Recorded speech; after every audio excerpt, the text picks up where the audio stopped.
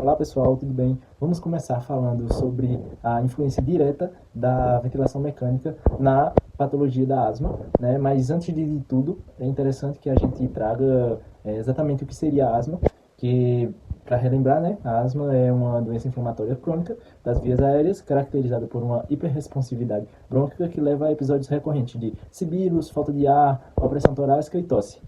Dentro de todos os tipos de asma, nós temos a asma alérgica, que seria mais costumeiramente desencadeada por ácaros, pólens e pelos de animais, e a asma não alérgica, que geralmente está totalmente relacionada a exercícios físicos, ar frio e outros fatores ambientais.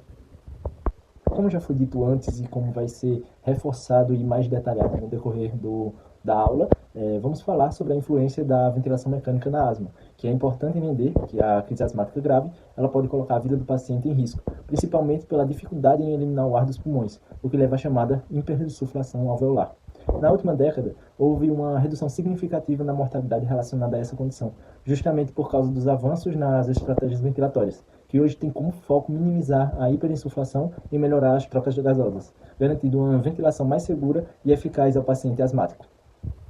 Agora vamos falar sobre a ventilação mecânica na crise asmática. E como já foi dito anteriormente, a asma é uma doença bem comum e, dependendo do país, ela pode afetar de 1% a 18% da população. E nos casos mais graves, cerca de 10% dos pacientes internados por uma crise asmática vão precisar ir para a UTI.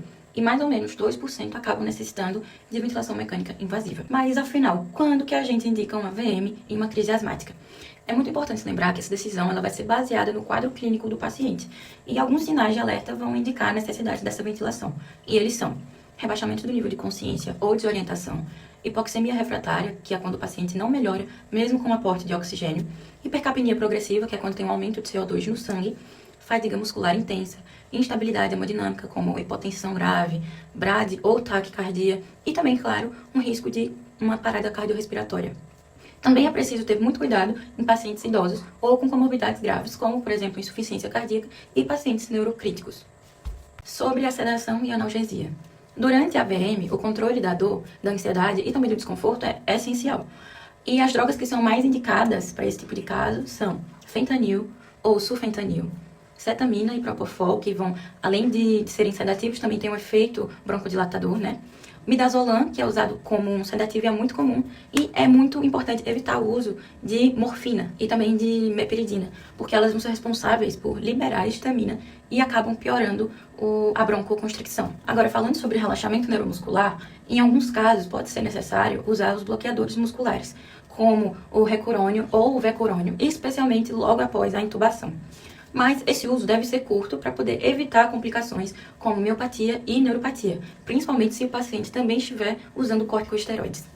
Agora vem o ponto principal, né, que é como a gente ventila um paciente em uma crise asmática. O objetivo é minimizar a hiperinsuflação dinâmica, que é evitar que o ar fique preso nos pulmões por causa do tempo expiratório reduzido. E para isso é preciso diminuir o volume minuto e aumentar o tempo expiratório, que vai evitar a hipoxemia, mantendo a SpO2 entre 92% a 96%. E é importante também monitorar sempre a mecânica ventilatória desse paciente, observando a pressão platô, PIP intrínseca e a resistência das vias aéreas.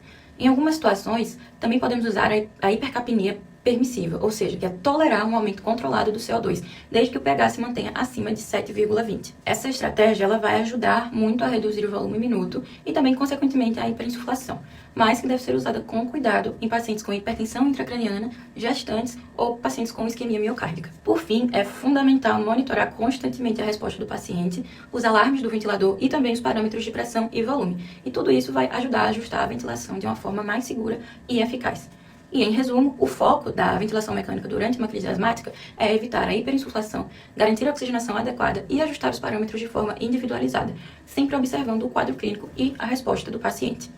Então, como nós podemos ventilar esses pacientes sobre crise asmática brônquica?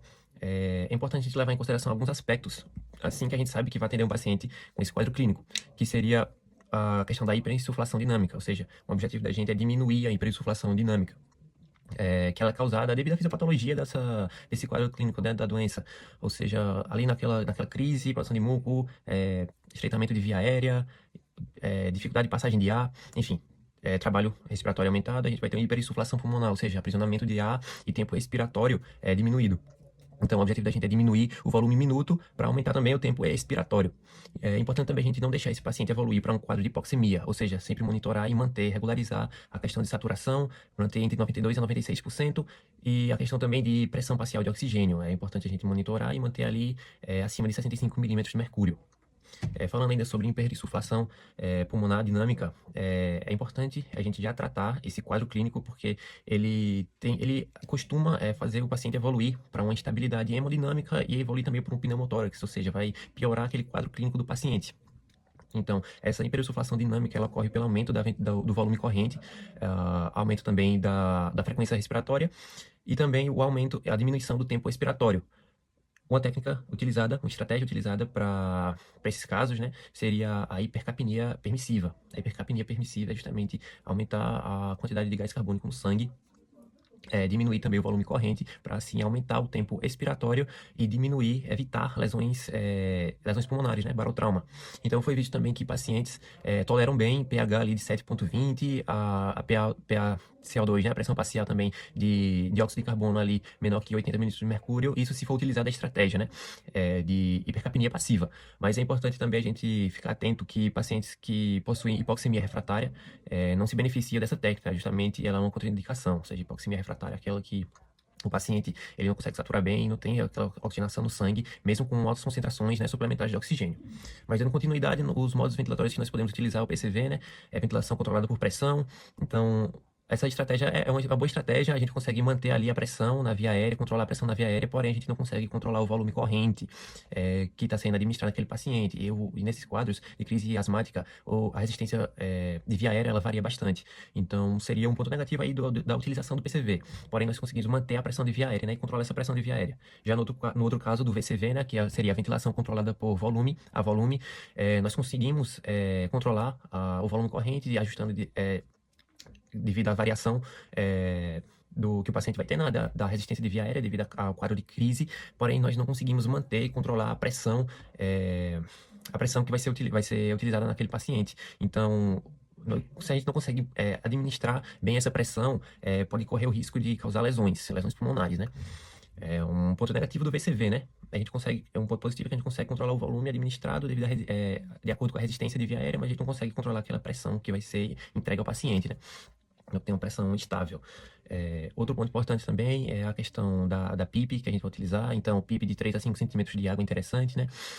Porém, em pacientes no caso de crise brônquica, pacientes que estão sob ventilação mecânica em crise asmática não se beneficiam da PIP elevada, assim como os pacientes de DPOC. São obstrutivos, mas pacientes de DPOC se beneficiam dessa estratégia, já o paciente ali de crise asmática sob ventilação mecânica não é tão interessante.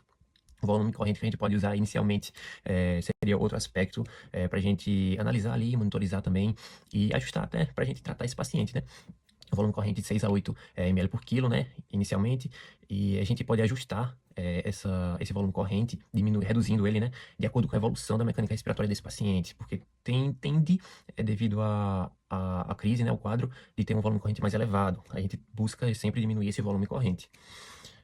Falando sobre frequência respiratória, a gente busca ali entre 8 a 10 incursões, mas que também é ajustável devido assim, com o passar da evolução do paciente também, da mecânica ventilatória. A gente consegue mudar aumentando ou diminuindo esse quadro de frequência respiratória. Falando sobre fluxo e tempo inspiratório, no modo VCV, a gente costuma utilizar um fluxo elevado ali entre 60 a 100 litros por minuto. Então, a gente busca diminuir o tempo inspiratório e ganhar um tempo expiratório, ou seja, a gente mexe ali na proporção entre inspiração e expiração. A gente busca ganhar, né, aumentar o tempo expiratório, que vai estar encurtado devido à fisiopatologia daquela doença.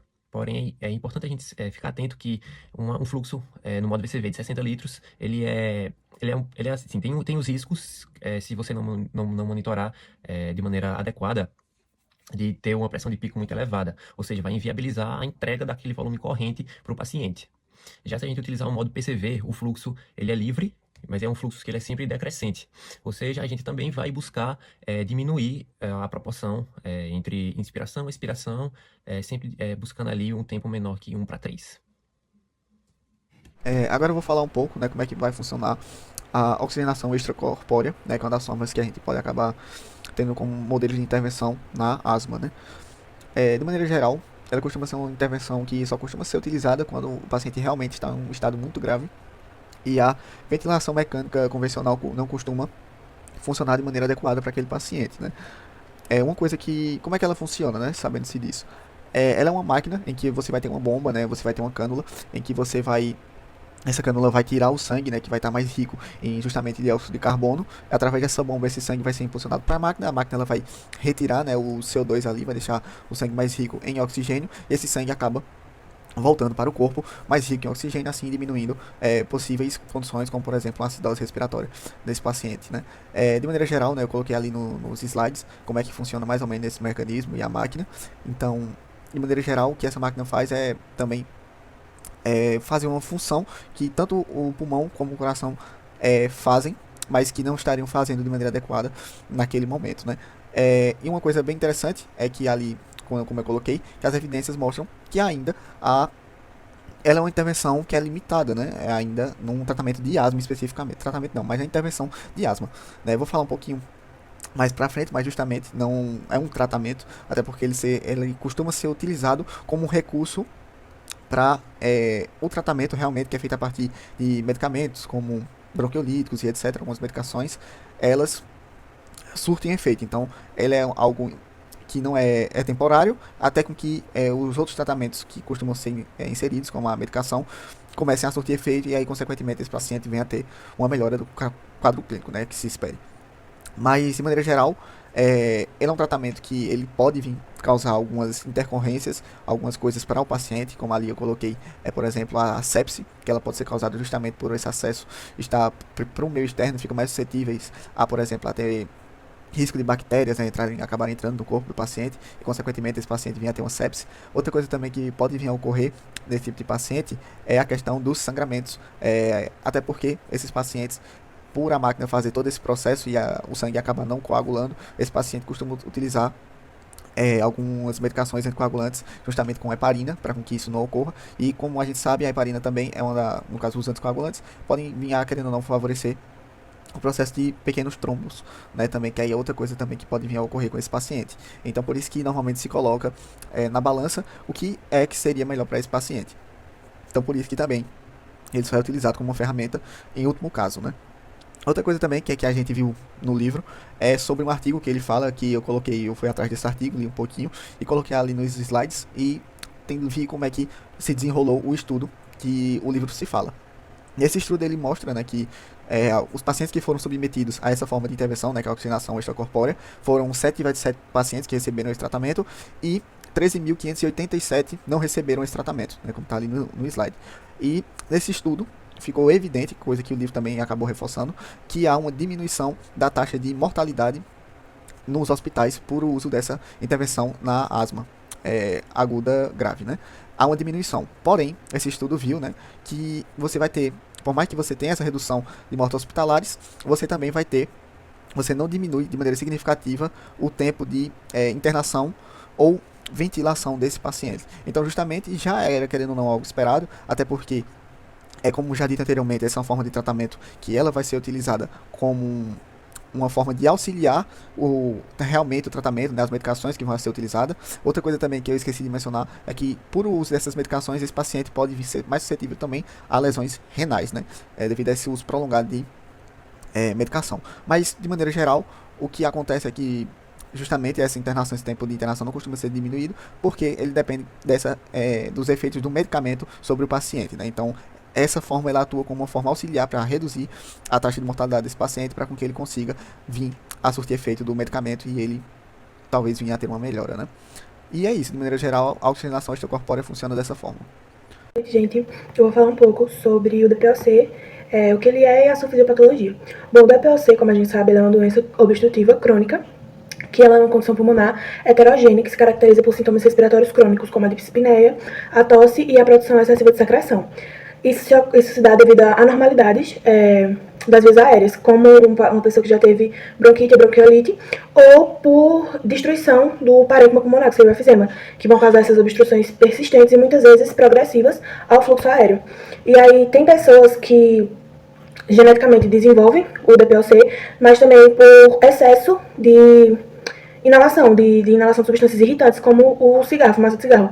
E aí, essa inalação constante vai provocar um processo inflamatório nos pulmões, que vai ocorrer o desequilíbrio entre a protease e a antiprotease. A protease, ela destrói o tecido pulmonar. Já a antiprotease, ela deveria proteger o pulmão, mas elas são inibidas durante o DPOC. E aí, esse processo de protease, ele vai causar destruição tecidual e uma produção exagerada de muco, que é o que vai caracterizar o DPOC.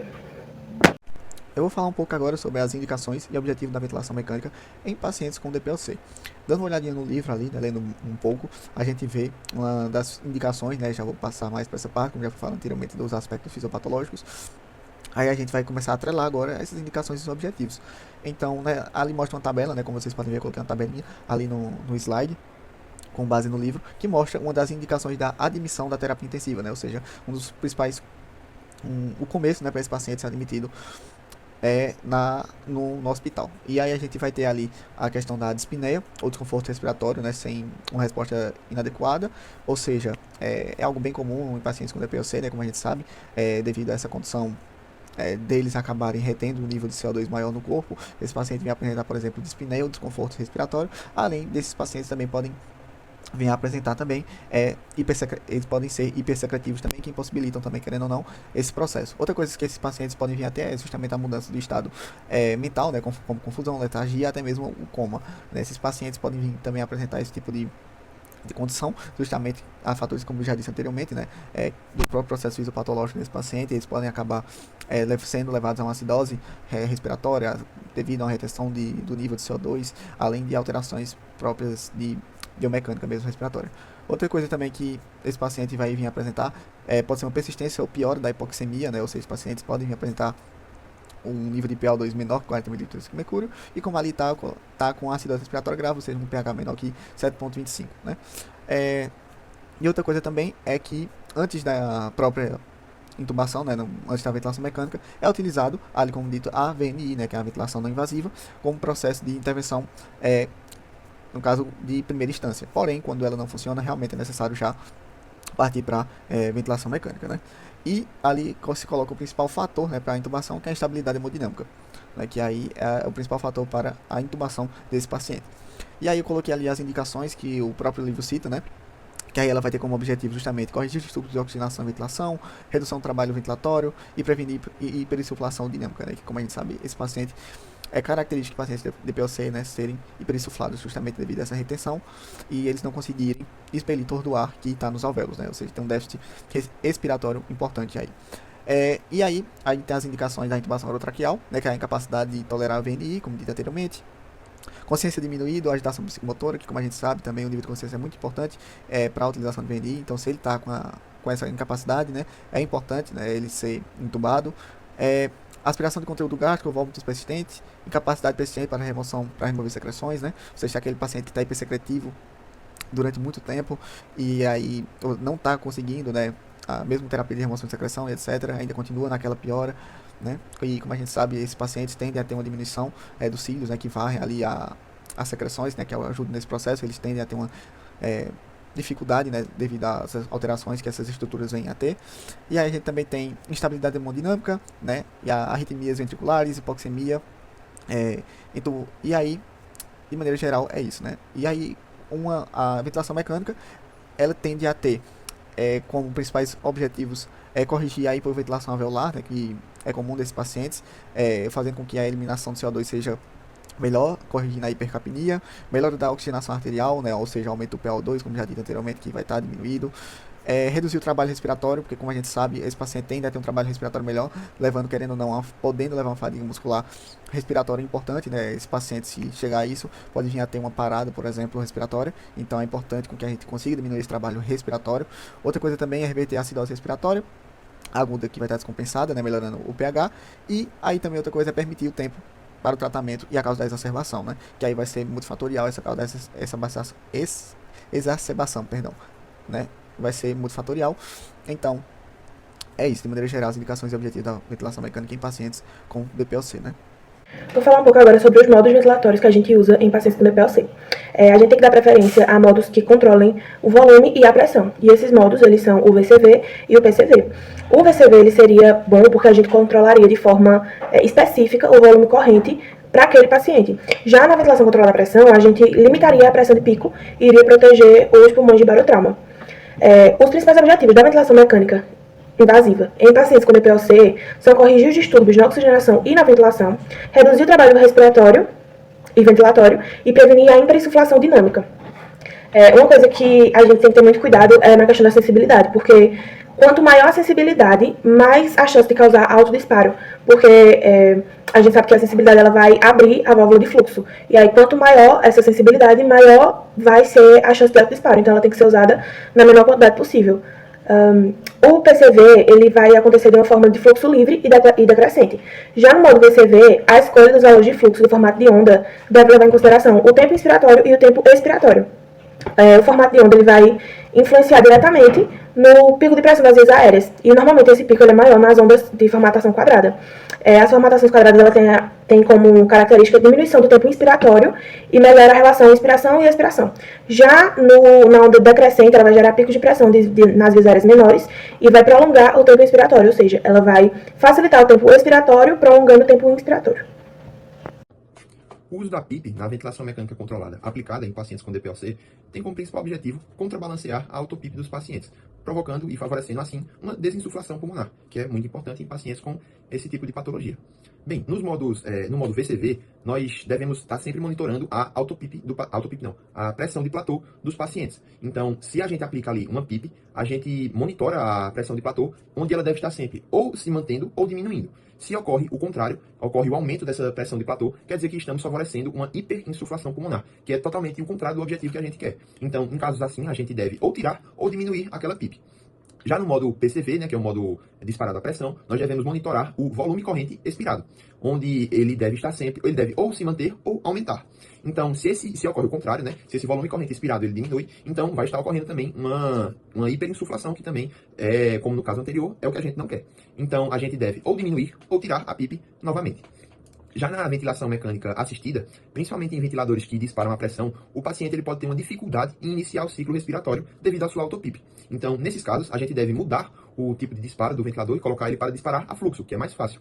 E colocar uma PIP, como sugere a literatura, de 85% da sua auto-PIP. Então, através dessas mudanças, o paciente ele consegue disparar e iniciar o ciclo respiratório de forma mais fácil, melhorando assim essa facilidade e essa sincronia do ventilador e do paciente. Na retirada da ventilação mecânica, devemos levar em consideração que os pacientes com DPLC apresentam uma maior dificuldade nessa interação ventilador-paciente. Então, devemos escolher modos ventilatórios que promovam um maior conforto a esses pacientes. O PSV, ele consegue suprir essa necessidade, ele é um bom modo ventilatório para isso, só que devemos atentar, pois o PSV, ele deve ser sempre monitorado, pois ele pode oferecer altas pressões de suporte, o que pode acabar aumentando a auto-PIP do paciente, prejudicando ainda mais essa interação paciente e ventilador. Com o PSV, a gente consegue monitorar o fluxo inspiratório do paciente. E nesse perfil de paciente, nós conseguimos ver que ocorre uma desaceleração desse fluxo inspiratório, o que acaba aumentando o tempo inspiratório dos pacientes. E por que isso acontece? Bem, a sensibilidade expiratória na PSV, ela costuma estar regulada a cerca de 25%. Em ventiladores, onde a gente consegue fazer o ajuste dessa sensibilidade, nós devemos aumentar essa sensibilidade para uma faixa de 40% até 60%. Isso vai favorecer uma melhor ciclagem, e através dessa melhor ciclagem do ventilador, nós vamos conseguir diminuir tanto o tempo INS quanto o volume corrente do paciente e prevenir essas assincronias que ocorrem entre o paciente e o ventilador. Como eu falei anteriormente, esse perfil de paciente apresenta uma desaceleração de fluxo inspiratório. Então, outra estratégia que também podemos tomar é a aceleração desse fluxo inspiratório. E através disso, nós vamos conseguir diminuir o tempo INS e aumentar o tempo EIS consequentemente. Só que é necessário também que ocorra uma alta monitorização desse tipo de estratégia, já que isso também pode promover o desconforto respiratório no paciente. Então, devemos estar ali sempre procurando o conforto do paciente.